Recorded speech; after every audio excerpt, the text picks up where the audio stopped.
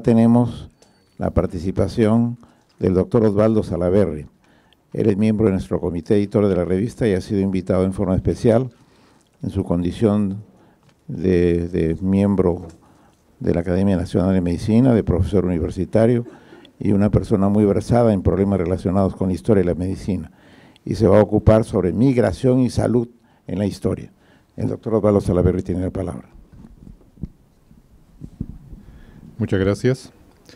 Buenas noches con todos.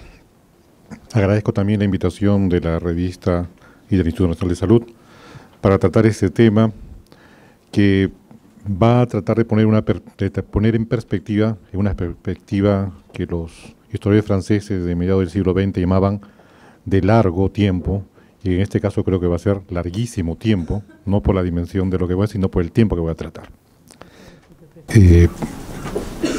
La primera, por favor.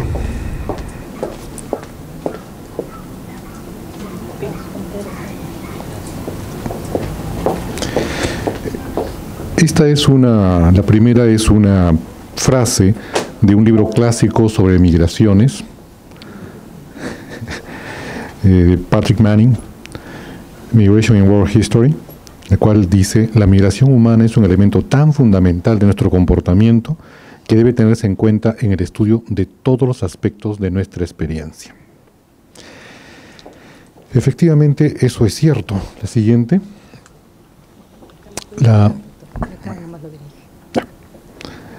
La migración tiene una definición, bueno, es la siguiente. La migración tiene una definición tradicional, muy antigua, que le he sacado de un viejo diccionario, y es la que leen allí, que implica simplemente la diferenciación de que el desplazamiento sea temporal o sea permanente. Pero lo cierto es que el estudio de las migraciones ha ocupado a los seres humanos desde épocas muy antiguas, pero desde diversas perspectivas. Probablemente hoy, urgidos por circunstancias de actualísima actualidad, consideremos las migraciones como fenómenos que podemos ubicar en el tiempo de forma bastante diferenciada y distinta. Pero en realidad las migraciones que han tenido mayor impacto en la especie humana no se identifican tan claramente ni se ven a lo largo de una generación. Salvo algunos casos, las mayores migraciones han sido lentos desplazamientos de pequeños grupos humanos, casi clanes, los que se han trasladado forzados por circunstancias que actuaban sobre grupos mucho mayores y que han ocurrido recurrentemente durante periodos relativamente prolongados, a veces de cientos o de miles de años.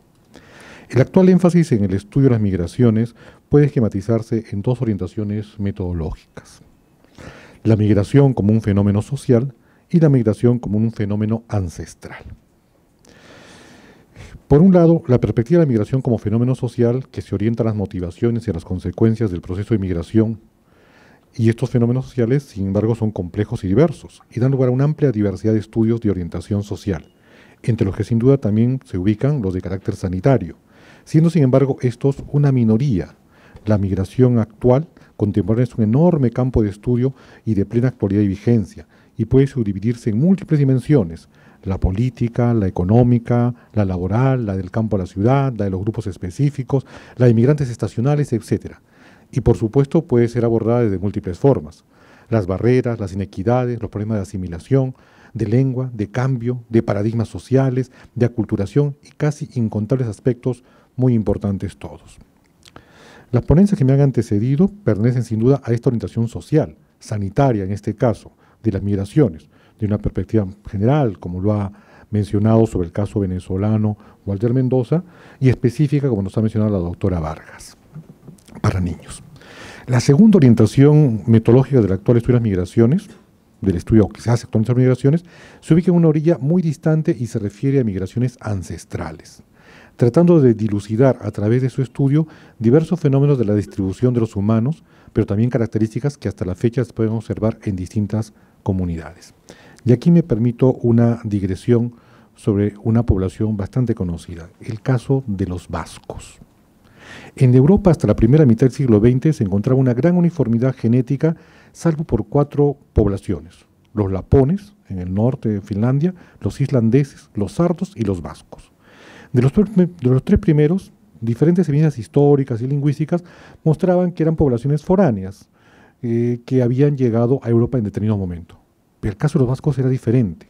A la incógnita de su lenguaje, que no pertenece a ninguna familia lingüística conocida, se añadía que tenían características genéticas muy distintas.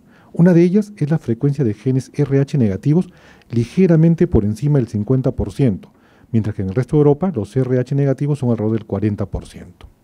Se conoce que un rasgo genético de estas características, cuando está por encima del 50%, tiende a incrementarse, aumentar, hasta que finalmente desaparece el opuesto, en este caso el RH positivo. Pero se sabe también que el proceso, en ausencia de migraciones, toma entre 500 a 2.000 generaciones, es decir, hasta 25.000 años.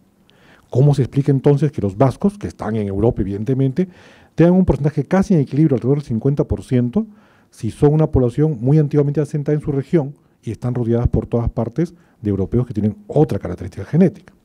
Una explicación es que son los únicos herederos de una Europa originalmente poblada por RH negativos y que fue invadida por una población de RH positivos que finalmente dominó poblacionalmente a los originarios.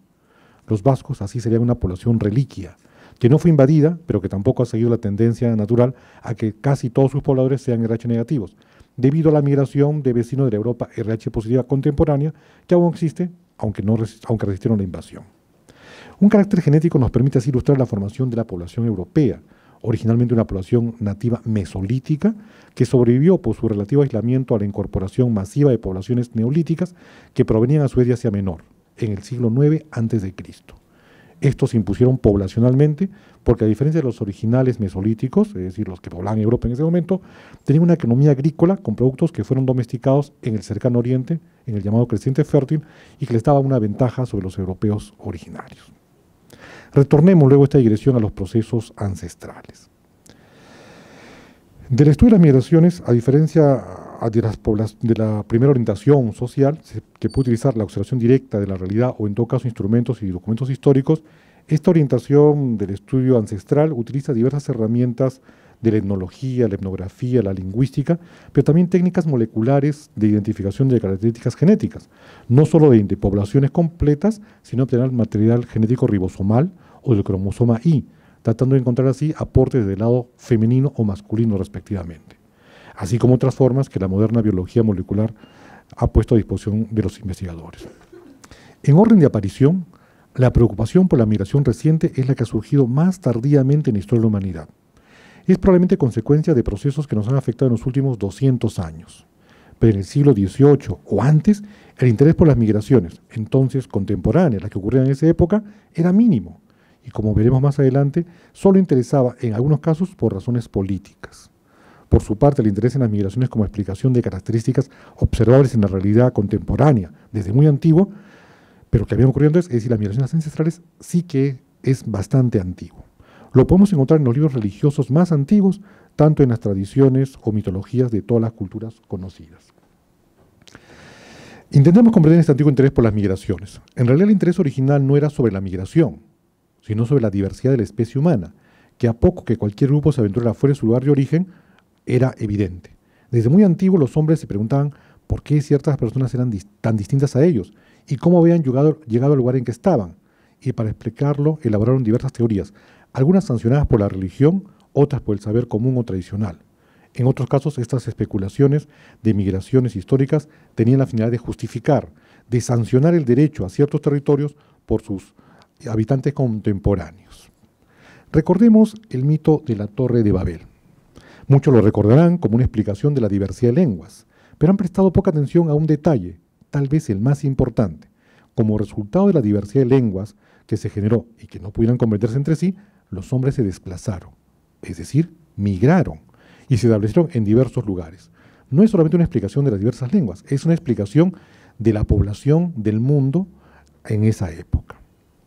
De este mito, fundacional para algunos y de verdad revelada para otros, podemos concluir que lo que se venció en la antigüedad es la diversidad de pueblos y lenguas y que el planeta estaba enteramente poblado. Y se trató de explicarlo con la historia de la Torre de Babel.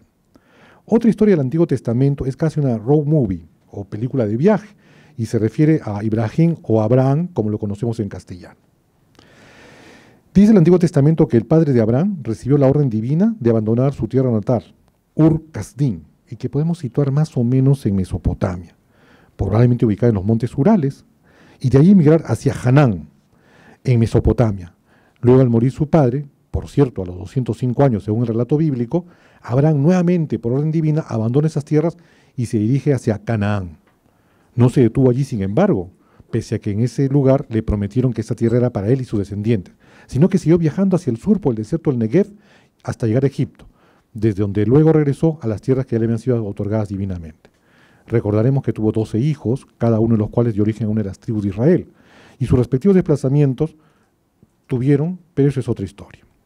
Toda la historia de Abraham no es sino, despojada de su componente religioso, una historia de migración. Acerquémonos a un mito local, los hermanos Ayar o el de Manco Cápac. En ambos casos se trata de migraciones que tratan de justificar la posesión y el derecho a un territorio por el rol civilizatorio que en cada mito se le atribuye al héroe mítico, o a los hermanos Ayar o a Manco Cápac. Dejando de lado el funcionalismo político, el núcleo de la historia es una migración. Semejante análisis podemos hacer de la Grecia clásica y del denominado retorno de los Heraclidas, que justifica la invasión de los dorios sobre los aqueos, y así podríamos continuar la historia con múltiples ejemplos. Estas investigaciones sobre las migraciones ancestrales han confluido con las investigaciones sobre el pasado del hombre como especie, y analiza periodos de cientos de miles y hasta de millones de años. Claro que para ese tipo de investigaciones ancestrales no se puede recurrir a instrumentos históricos clásicos, sino a restos fósiles humanos y técnicas moleculares. Pero los resultados contienen una fuente de mucha información nueva que ha dado luces y ha complejizado enormemente la historia del ser humano. Y corresponde entonces que indique a cuál de estas orientaciones se referirá el resto de la ponencia. Y debo decir que un poco a ambas.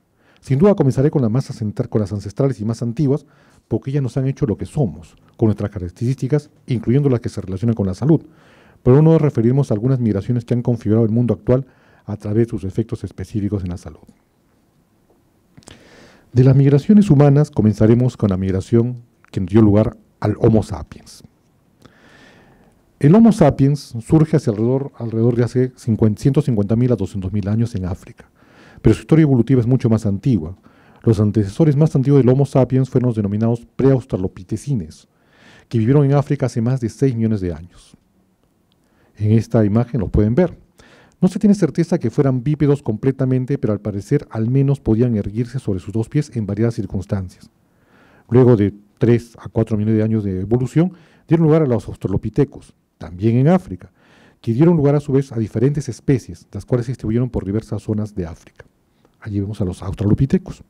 Los australopitecos fueron bípedos y estaban cubiertos de pelo corporal, pero muchas de las características que hoy pensamos modernas ya existían en ellos. Aunque su capacidad craneana era de 800 a 1000 centímetros cúbicos, tenían pulgares oponibles, el foramen magnum estaba claramente orientado caudalmente, implicando por tanto una posición erguida todo el tiempo, y caminaban sobre las plantas de los pies, no sobre los lados de los pies como algunas especies de los pre-australopithecus anteriores. Además, ciertamente manipularon las piedras como instrumentos, pero en forma primitiva. De las diversas especies de australopithecus, sin embargo, solamente una dio lugar al siguiente paso de la evolución del hombre. No hay acuerdo aún sobre cuál de las especies de australopithecus dio origen a nuestra especie, la Homo, pero ocurrió también en África hace unos 2 millones de años. Los Homo no somos una especie única. Existieron diversas especies de Homo, pero solamente sobrevive una, la nuestra, la de Homo sapiens.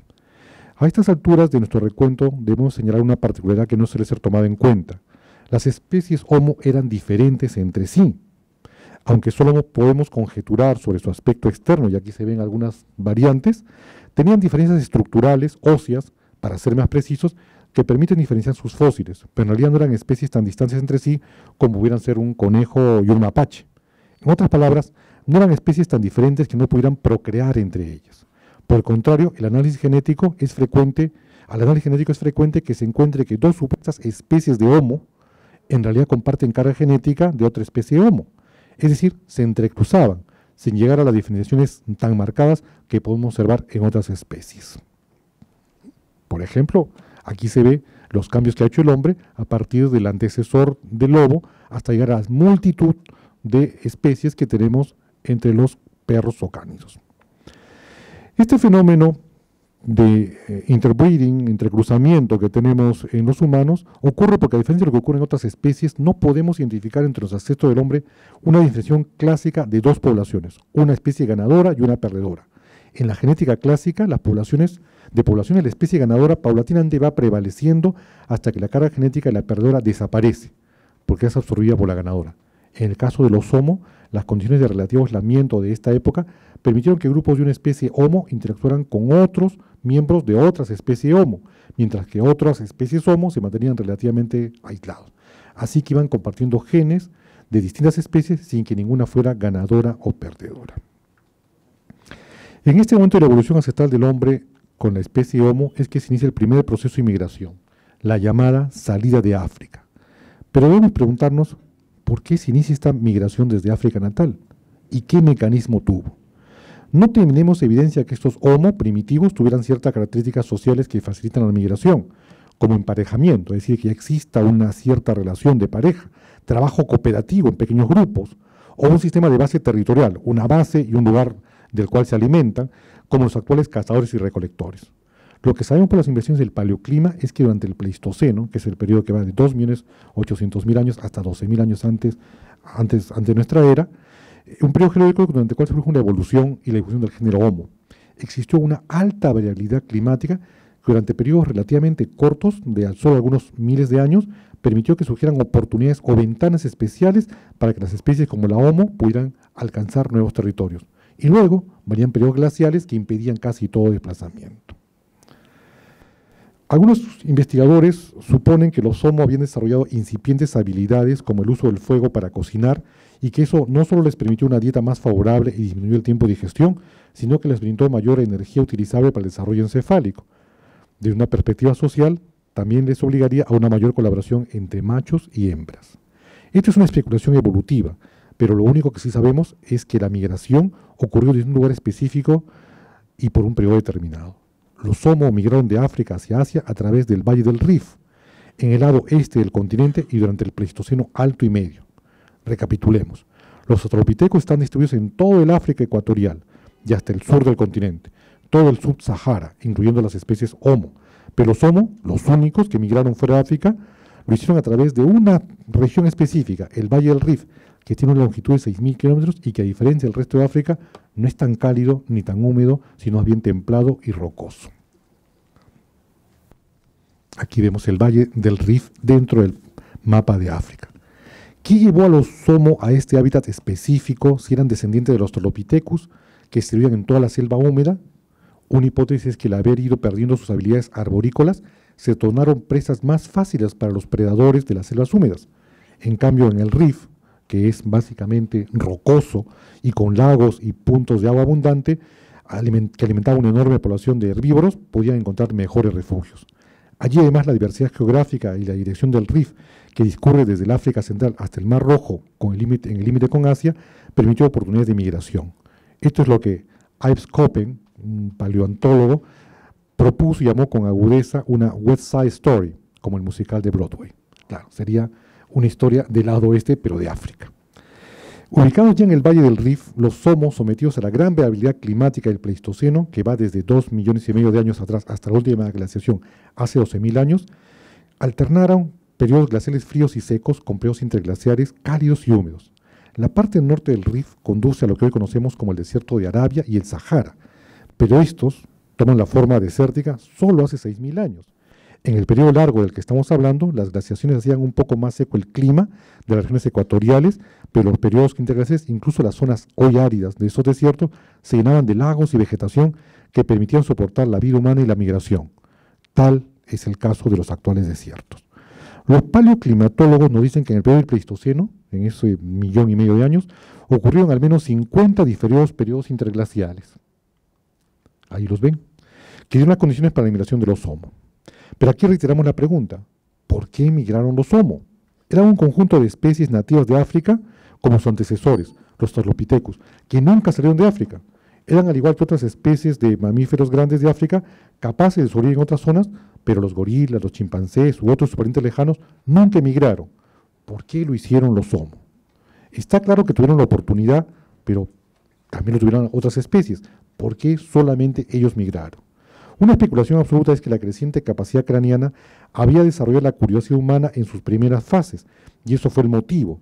O tal vez esa conocida frase que siempre es más verde el pasto detrás de la cerca. Una interesante hipótesis es la que mantiene Rotilio, un investigador paleontólogo. Supone que las mutaciones genéticas les quitaron posibilidad de supervivencia a algunos individuos Homo frente a los relativamente frecuentes cambios climáticos y por consiguiente para sobrevivir tuvieron que emigrar. Interesante hipótesis que supone la acción de la evolución, pero al mismo tiempo un atisbo de motivación en la búsqueda de mejores condiciones para sobrevivir. Casi la misma explicación para las actuales migraciones, millones de años después. Un caso sería que la progresiva evolución les llevó a tener una mandíbula más delgada y delicada a los Homo, y los colocó en desventaja para competir con una dieta típica de un simio, que tiene una mandíbula mucho más fuerte. Pero al mismo tiempo, esa mandíbula más delgada y delicada lo indujo a consumir más carne, producto más suave y blando como una solución de supervivencia. Sea que la obtuviera por caza o como carroñero, que era lo más probable, ese consumo de carne permitió un rápido desarrollo encefálico y al mismo tiempo lo obligó a seguir a los herbívoros que estaban en las zonas de la parte alta del Rif. A despecho de adherir susceptibilidades, todo hace pensar que el hombre primitivo era fundamentalmente carroñero y seguía por eso las grandes manadas de herbívoros. No es que fuera esta imagen que nos presentan de pescador o cazador. En general, el ser humano primitivo, el Homo, se alimentaba de los restos que dejaban los grandes predadores. Era un carroñero más. El primer homínido encontrado fuera del África, el primer migrante de esta migración fuera de África, es de la especie Homo y del género específico Erectus. Aquí vemos al Homo erectus. Tiene una antigüedad de 1.8 millones de años y corresponde a 4 cráneos encontrados en Georgia, en la costa del Mar Negro, en el límite entre Asia y Europa. Ciertamente bastante lejos de la costa norte del África, pero es que una vez superado el límite entre África y Asia, los campos de Europa oriental y del Asia son casi iguales. Otros restos de la migración de similares características se han encontrado en China, cerca de Pekín, el llamado hombre Pekín, que tiene aproximadamente 780.000 años, al cual, por cierto, la reconstrucción de los propios arqueólogos y paleontólogos chinos le da caracteres que lo semejan a los actuales, aunque en realidad nada hace suponer que sea así. Un poco de nacionalismo, tal vez. Una vez que el Homo emigra de África, se distribuye por todo el mundo y encontramos al hombre de Java, por ejemplo, con una capacidad craneal semejante a la del actual. Luego llamamos el Homo florescensis, que se le ha llamado modernamente un hobbit, pero que en realidad es una reconstrucción un tanto fantasiosa, influenciada por el cine contemporáneo, de lo que son ese cráneo. Encontramos muchos más, pero hasta ahora los hemos visto en el límite entre Asia y Europa, en propiamente Asia, pero no los encontramos en Europa, porque Europa fue tardíamente colonizada o migrada por el hombre. En realidad, los restos más antiguos de un Homo que encontramos en Europa están en Atapuerca, en España, y se les atribuye de 1 a 1.2 millones de años. Todo este conjunto de homos que emigran de África corresponde a una primera oleada de migración de fuera de África, que correspondió a pequeños grupos que fueron aprovechando las intermitentes ventanas interglaciares del clima de la época para avanzar. Grupos probablemente de menos de 50 personas que durante cientos de miles de años avanzó uno, miles de años después otro, y progresivamente fueron apropiándose de estos terrenos. Esa fue la gran migración, la más importante en la historia de la humanidad. En una segunda oleada encontramos al Homo heidelbergensis, por Heidelberg, la ciudad alemana donde se encontró. Este hombre de Heidelberg fue adaptándose a las condiciones glaciales que imperaban en Europa y luego, debido a la oscilación climática, dio origen a los Neandertal. Nombre asignado a ellos también por el lugar donde se encontraron sus primeros restos. Estuvieron distribuidos los Neandertal por toda Europa, y su historia y relación con los Homo sapiens, que recién entrarán a la historia dentro de poco, es importante porque nos da clave sobre las relaciones entre la salud y las migraciones. Todo parece apuntar a que los Neandertal era una especie de Homo más fuerte y desarrollada que el Homo sapiens, tanto en lo físico como en la capacidad craneana, y además muy bien adaptados a un medio frío correspondiente al periodo glacial en el que se desarrollaron. Nos vemos aquí, en una reconstrucción. Pero luego existe una tercera y última migración desde África, la que da lugar a nuestra especie, a los Homo sapiens. Podemos entonces resumir estas migraciones en el siguiente mapa. Como ven ustedes, los Homo migran de África, van no hacia Europa, sino hacia el límite entre Asia y Europa, y luego de allí migran hacia el resto de Asia, donde encuentran condiciones adecuadas para desarrollar habilidades que les permitieran luego ir hacia Europa. En Europa, sin embargo, se desarrolla el hombre neandertal, que tenía capacidades superiores a el Homo sapiens. Y luego ocurrirá la migración del Homo sapiens, ya dotado de las capacidades mayores, como por ejemplo el utilizar algunas piedras de una forma más prolija y también la capacidad de cultivar algunas cosas, que domina a los neandertal y finalmente los extermina, tomando o manifestando por primera vez en la historia tal vez la característica más distintiva del ser humano, su violencia y agresividad. Elimina a los neandertal, no los asimila, sino los elimina. Luego que los Homo sapiens se convierten en la población hegemónica, su crecimiento poblacional, ya en todo el mundo, fue muy lento. Los biólogos evolucionistas calculan que durante miles de años la población total de Homos no varió significativamente.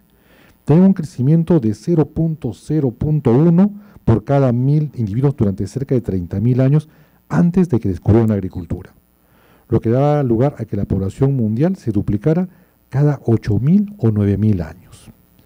Esta población, sin embargo, seguía migrando, como en el caso de la migración a América. Se calcula que la población mundial hace 15.000 años, cuando se produce la migración hacia América, era de poco más de 4 millones de habitantes. Y hay cálculos de Crosby, el arqueólogo que ha determinado la población de América, que suponen que solo migraron 400 Homo sapiens entre hombres y mujeres y que, considerando una tasa de crecimiento de 1.4 en cada generación ya en América, alcanzaron con eso la población mínima estimada para América de 10 millones de personas para 1492. Al respecto, se suele tener una imagen, un mito, de que esta población debería dejar una huella ambiental muy pequeña, ya que eran bastante primitivos, y que mantenían el entorno casi como el no tocado por el hombre. Pero no es así.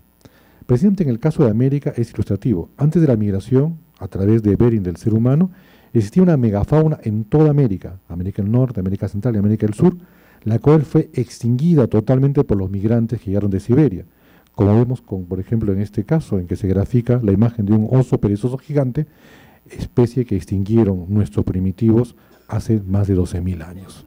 La extinción y la depredación del ser humano comenzó mucho antes de nuestra época contemporánea. Como consecuencia de la extinción de los grandes mamíferos que se produce con las migraciones, sucede un fenómeno de adaptación. Los parásitos, que tienen diferentes reservorios animales, se fueron quedando cada vez con menos e incluso a veces sin ningún otro reservorio natural que el propio ser humano, porque algunas enfermedades como la malaria, la viruela, el tifus epidémico y la sífilis actualmente carecen de otro reservorio natural además del hombre.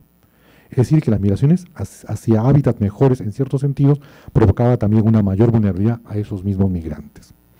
Al final del Pleistoceno culminó el proceso de migración del hombre hacia todos los rincones del globo. En sus diversas migraciones se había expuesto en su condición de cazador-recolector a diferentes agentes patógenos. Diferentes enfermedades de poca mortalidad se convirtieron en frecuentes. Las comunidades pequeñas de cazadores-recolectores solo podían portar agentes patógenos de baja letalidad, pues si eran de alta letalidad se extinguían y también se extinguía el patógeno. Al final del Holoceno, los hombres como especie ya contaban prácticamente con todos los parásitos que hoy nos afectan, aunque por supuesto no en todas las poblaciones, sino distribuidos en diferentes poblaciones. Especialmente esto permitió, por un cambio climático que aumentó la temperatura ligeramente al final del Holoceno, que los parásitos mediados por vectores, especialmente anófeles, alcanzaran zonas antes nunca alcanzadas y causaran epidemias. Otros agentes que actúan en comunidades densamente pobladas serán los que tomarán protagonismo al inicio del Holoceno. Estos parásitos tuvieron un importante papel en la dinámica de población de vastos e importantes sectores de la población mundial, como la del creciente fértil. El sedentarismo se suele vincular al nacimiento de la agricultura, pero los efectos en la población y sus enfermedades han sido poco estudiados. Los cazadores-recolectores, por ausencia de comida adecuada, prolongaban la lactancia, lo que a la larga aumentaba la desnutrición de los niños. Asimismo, la dificultad en consumir nueces y otros alimentos propios de los cazadores-recolectores inducía a los niños a la desnutrición. Hasta el propio periodo reproductivo de las mujeres se limitaba por las necesidades de trasladarse, muchas veces por infanticidio, así como también el número de niños que podían transportar. Todo llevó a una disminución de los infantes entre los cazadores-recolectores comparada con la tasa que tenían los sedentarios. El ejercicio extenuante de las mujeres y la promoción de la infancia también afectaban la fertilidad, y a todos estos factores contribuyeron que existiera una presión hacia el sedentarismo. La domesticación de animales también introdujo otros riesgos. Los perros pueden ser transmisores de rabia y también de tétano, así como los caballos y, como sabemos, en la tierra también. Se sabe que el ganado es el origen de la viruela y la tuberculosis, pero también los camellos pueden portarla, y la tuberculosis puede ser transmitida de diversas especies, incluyendo el búfalo en Asia y diversas aves. La influencia se relaciona estrechamente con aves, cerdos y el ganado. El resfrío común es herencia de los caballos mediada por los cerdos. El tránsito al sedentarismo relativo causó no solamente estas enfermedades y desnutrición, sino que los efectos pueden generalizarse a todas las comunidades de Homo sapiens que existieron. La data para la conclusión de la conclusión del paso al sedentarismo es muy clara. El paso de la caza al sedentarismo significó una disminución de estatura, mala dentadura, incremento de mortalidad, etc. Pero esos datos corresponden a zonas de América del Norte y del Sudán. No parece haber sido lo mismo, y faltan muchos estudios al respecto, en grandes zonas como el macizo continental euroasiático y América Andina, donde parece que el paso del cazador-recolector al sedentarismo sí tuvo un éxito poblacional. El recuento de las migraciones históricas pasaremos ahora. La más antigua que tenemos conocimiento es la referida en la Biblia también, en el Éxodo, y que todos conocemos como parte de las plagas de Egipto. Podemos citar la primera alrededor del año 2000 a.C., pero algunos autores invierten el orden del relato. No es que los hebreos salieron de Egipto invocando las plagas que afectaron a los egipcios, sino que los hebreos salieron de Egipto huyendo de las plagas. Recordemos que tuvo componentes como muerte de la pesca, de los embrios y de los animales. Los medievales, sin embargo, reflejaron bien esto cuando dijeron que la peor de las plagas fue la que afectó a los niños, a los infantes. Es pertinente una reflexión sobre migraciones en general en este punto. Las causas que afectan a una población, como el hambre, las catástrofes y las epidemias, solo en algunos casos provocan migraciones. En general, en la historia lo que se muestra es la resiliencia poblacional. Al hambre se responde con más esfuerzo en cultivos, a la pérdida de los hábitats con la reconstrucción y a las enfermedades con una regeneración poblacional en las siguientes generaciones. Es siempre un grupo pequeño del total de la población la que responde con la migración.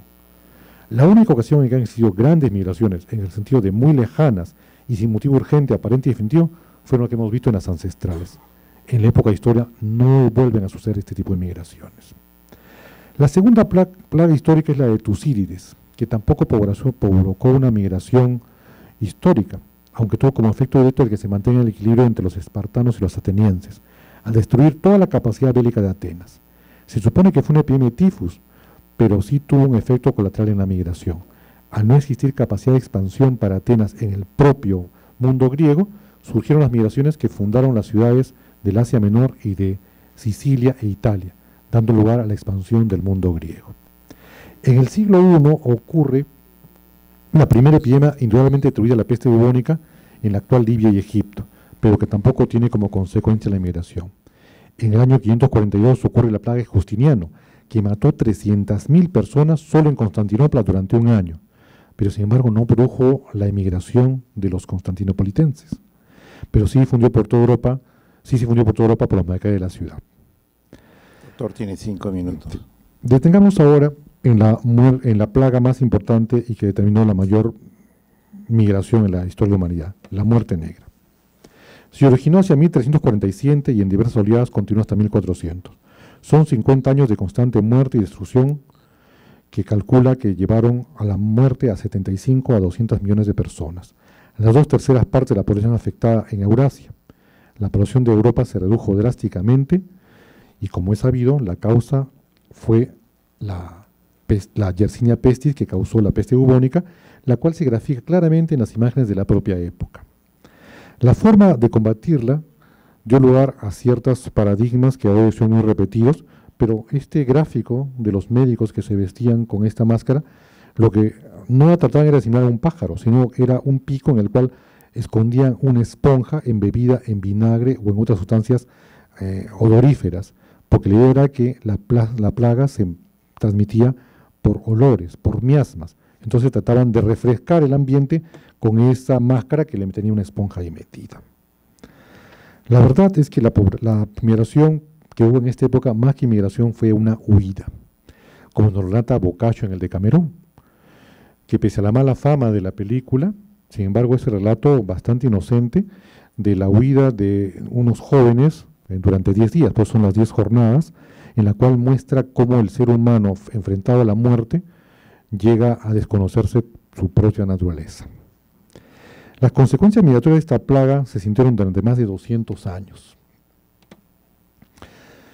Pero esta es la historia de una migración forzada. Campos enteros se abandonaron y fueron reclamados por el bosque.